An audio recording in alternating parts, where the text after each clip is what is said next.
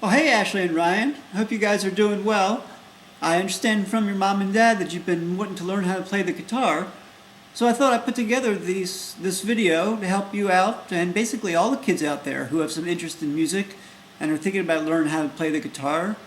Tell you a little bit about the instrument to get started, and then we'll start showing you how the different things that are involved in playing it.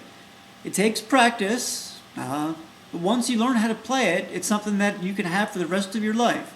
And you can get better and better at it, and just have it as something great to play on and play with and develop as you get older.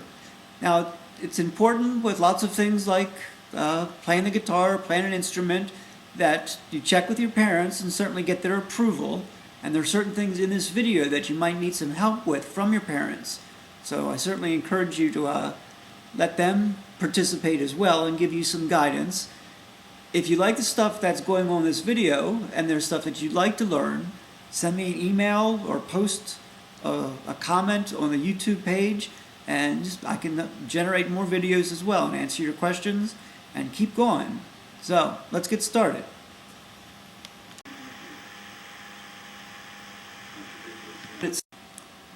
Let's just start with some of the basics about the instrument itself. A guitar is a string instrument. It's got 6 strings in it, and there are basically 2 different kinds. There's what's called an acoustic guitar, which kind of often looks like this. One of the things that makes them special is, notice how fat they are. They're hollow on the inside, and the sound reverberates, bounces around on the inside, and really just kind of comes out of this hole. Now, one thing that often happens when you play is that you use something that people call a pick. It's a flexible piece of plastic. You can play with just your plain old fingers, but lots of guitarists use a pick. And one of the things I'm going to show you is how to hold it and make use of it. When you're playing in a guitar like this, an acoustic guitar, eventually, because it happens to everybody, you're going to drop the pick inside the guitar. It's very tempting when you do that to hold it over your head and to look inside the hole. Try not to do that, because there's often dust and little pieces of wood inside the guitar which can fall out and get in your eyes. So if you drop the pick inside, hold it out in front of you and just shake it around. Maybe get your parents to help, and it'll fall out eventually. But again, don't hold it over your head and look up into it, because you'll get stuff in your eye. So we've got the acoustic, again, which you can just play on its own because of the hollow, the big fat body that generates the sound. And then the other kind of guitar is what's known as an electric guitar. This one is usually made out of a solid piece of wood. Notice how much thinner it is. It's just a solid piece. It's 6 strings as well. The difference is it has these things. This one has 2. This one here and then this one back here. They're known as pickups. They take the vibrations of the strings and they turn it into electrical signals. So when you play an electric guitar, you need to plug it in. So they have a cable that gets plugged into an amplifier. And nowadays, you can actually plug them into your computer. That's what I'm doing for this one, is I'm plugging into my computer and using some specially adapted converters that are not very expensive, and then using some software as well. Now, the neat thing about an electric guitar is you can get all different kinds of effects from it. So for instance, you can get it to sound like this. You can get it to sound, let's get another example. You can get it to sound like this. You can get them to sound like this.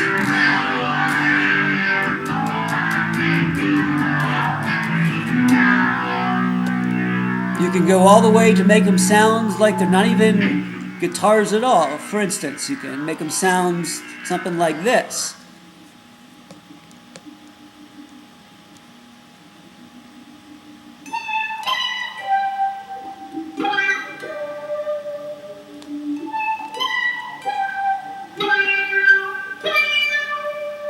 So lots of different things that you can do with an electric instrument, but so too with an acoustic.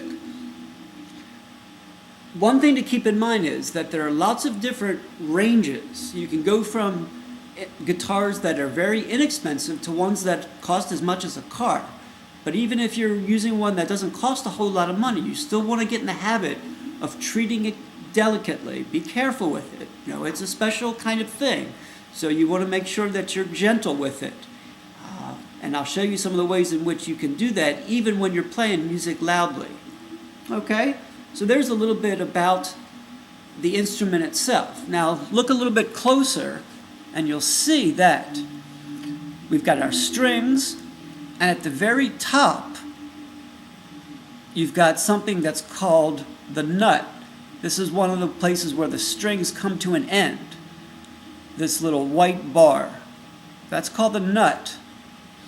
The other lines here, those are called frets. And depending on what kind of sound you want to make, you're going to place your fingers near those frets. You're going to press down strings and use those to generate different notes. So we'll talk about, and we're going to use that pick that we talked about to help us pick the strings. Okay. Now the next thing to talk about, and we're going to talk about things that you do with your right hand at times and things that you do with your left hand. And one of the things that's difficult about playing guitar is your right hand and your left hand are going to be doing different things. It's kind of like something you probably learned how to do, which is to rub your belly with one hand and tap your head with the other. You got to learn how to get your different hands to be doing different things, and that's part of the challenge. But it's something that you can get better at by practicing. When you're strumming, one of the first things you do when you've got the instrument is you want to strum. If you use the pointy end, it's easy to get it stuck inside the strings. If you use the rounded end, the less pointy end, it's easier to avoid that from happening. Now, something that's important when you're strumming is, whether you're strumming fast or slow, hold the pick in your hand very lightly. Keep your hand relaxed. Keep your wrist and your arm relaxed. And just get in the habit of gently bringing your hands up and down. Even if you're going slowly,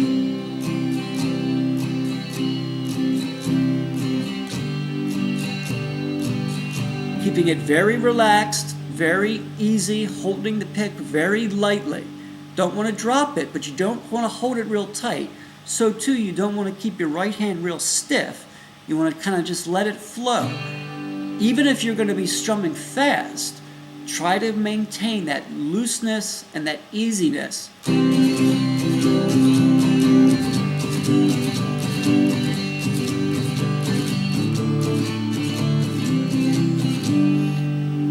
So something that's important to keep in mind when you're using your right hand. Now we're going to shift and we're going to talk about the stuff that you can do with your left hand. All right, so let's take a little break and then I'll start telling you about the stuff that you can do with your left hand.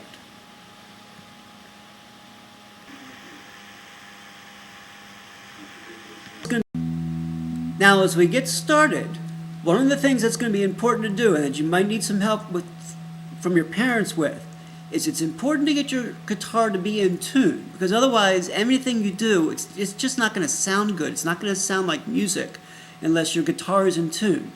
So one of the things that you can do is you can get a tuner. They make what are called digital or electronic tuners that can help you tune the guitar. And the way you tune the guitar is you turn these things at the end. They're called tuning pegs. They rotate. You want to be careful because you don't want to make the strings too tight because that'll make them snap. So that's one of the places where you can get your parents to help you tune it. With these digital tuners, you essentially can just play a note and it'll tell you how close you are to the note that you're trying to get. There's also actually programs that you can use on your computer that will listen to and use the microphone in your computer and then tell you whether you're in tune or not. All right, so the notes are starting at the low note. This one is called an E, so you want to tune it to the note E. Then the fifth string, just counting from the top down. So this one we'll call the sixth string, that's an E. This one, the fifth one, that should be an A. This one, the fourth one should be a D. This one, the third one, should be a G. This one, the second one, should be a B. And then the thinnest string, the highest string, should be an E. So we got an E up here, and then we got another E all the way at the bottom. Okay? Now, we're going to move on to what's really the most important part, and the part that's going to take the most amount of practice. And that's learning to make what are known as chords. A chord is when you've got several notes happening at the same time, and you're going to use your left hand in different shapes to hold down certain strings in different places, that is, near different frets, in order to produce different sounds. And this is the place where you're going to need to do some memorizing and also lots of practicing. And I'll show you some pictures, and you can certainly find them online to help remind you of what the different shapes look like. But that's really the key to getting the different sounds out of the guitar, is learning to make these different chords. Now, there are hundreds and hundreds of chords, but we're going to start with some of the most basic ones. You might think about, you might talk to your parents about getting really a kid-sized guitar, because a full guitar, sometimes it's hard. You need bigger hands to be able to fully push down the strings in the places you want to. But they make guitars that are sized for kids that make it easier for you to do all the things that are necessary. All right, but let's talk about some of these chords. The first one that we're going to do is what's called a D chord. We're just going to use these three fingers, our first three fingers, and we're going to do it this way. We're going to put them into this little shape, like that. We're going to use the first finger to hold down the third string at the second fret. We're going to use our second finger to hold down the first string at the second fret, like that, and then we're going to use our third finger to hold down at the third fret. So we're going to have that shape. And you can just strum all the strings. Don't worry about which ones you play, just strum them all. That's what's known as a D chord. Now the next one that we'll talk about is what's known as a C chord. This one, you hold down the first fret on the second string, then you stretch and use your second finger on the fourth string at the second fret, and then you stretch again and use your third finger on the fifth string at the third fret. So it looks like that. And you just let your pinky get out of the way. That's a C chord. That's a very common, popular chord. And one of the things I recommend you get in the habit is just work on strumming, getting a smooth, consistent, steady strum with your right hand, and then work on moving from one chord to the next.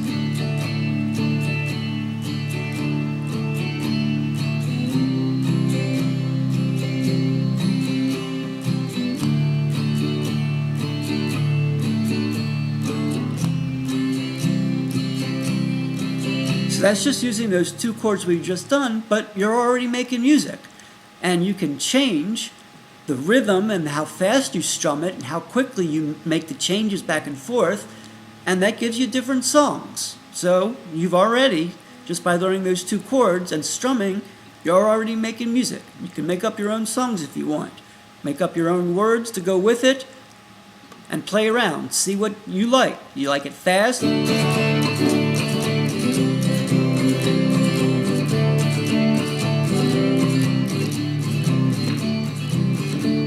Or do you like it slow?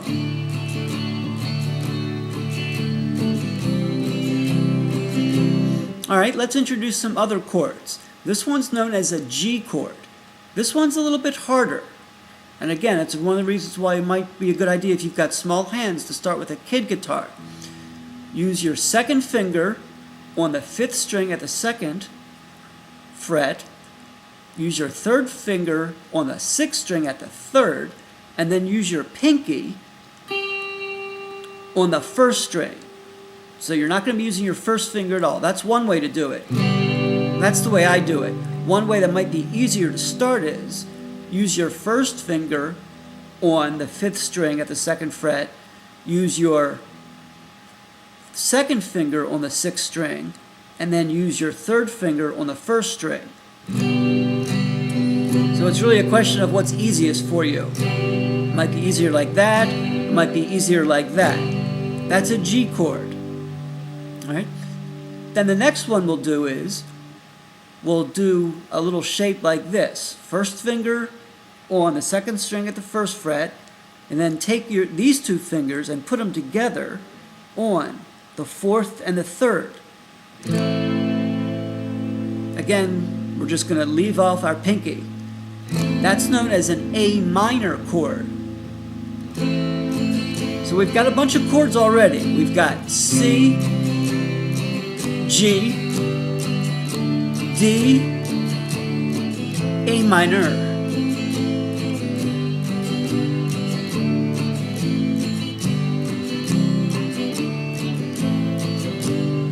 Now let me show you one more chord and then we'll take a break.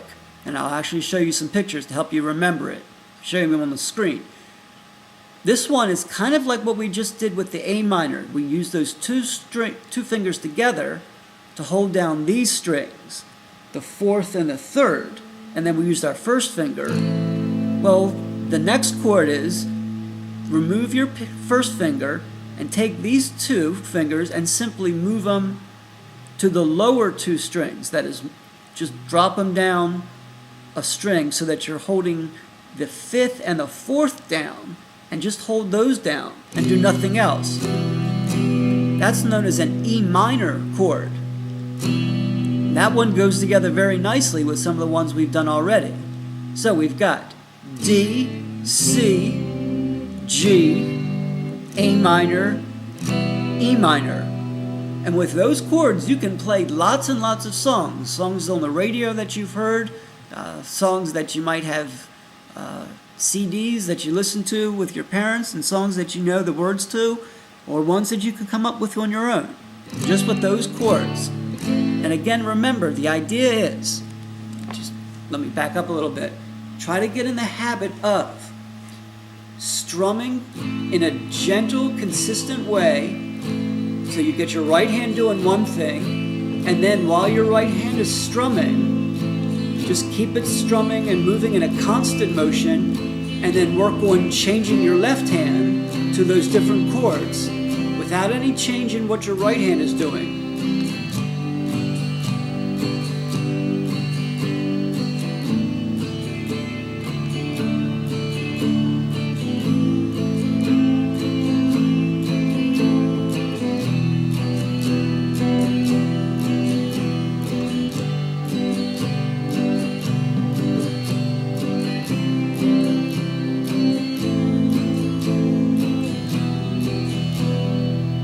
Work on getting that smoothness, and that's why it's going to take practice, so that you can do 2 things, a different thing with each hand, and you also have to remember what those different ways of putting your fingers are, and then being able to go back and forth. And the more you do it, the easier it will be. You'll be able to do it much more quickly.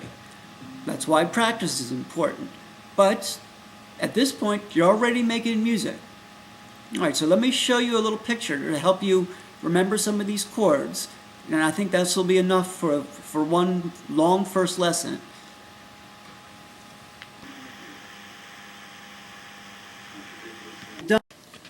Let me just summarize some of what we've done by just showing you some diagrams.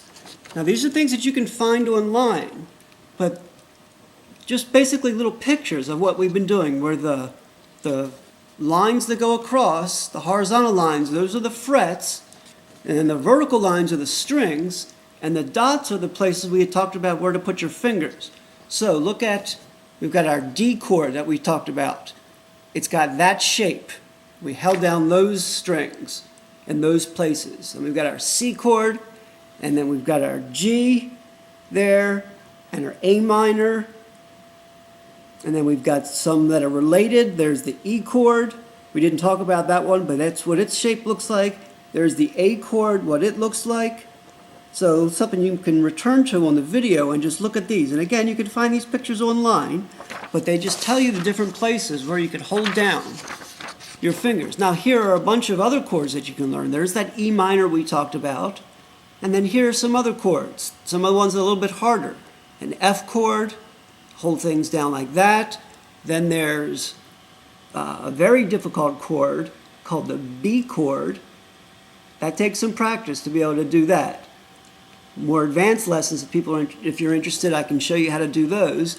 Then we've got B minor, we've got D minor, and then we get some even fancy ones that use numbers as well.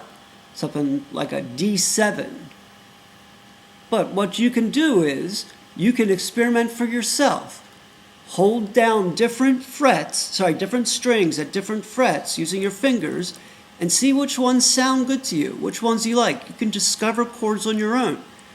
That is, be a musician. Put your fingers in different places, hold down the strings, as we've seen, and strum, and see what sounds good, what sounds right. You might find ones that people haven't discovered before. Might make your own breakthrough as a musician that way. So the idea is to learn some of this stuff, work on your left hand and your right hand, but most of all, have fun. You want it to be something that you enjoy. Don't make it feel like a chore. When you're tired of playing, stop. You feel like playing, pick it up and play. Man, I hope it's of use. Get you started, and as I said, you can email me or post comments or get your parents to post comments asking for more help, and we can start talking about particular songs, and I can show you how to play particular songs on the guitar. This should get you started. Okay. Talk to you later. Bye.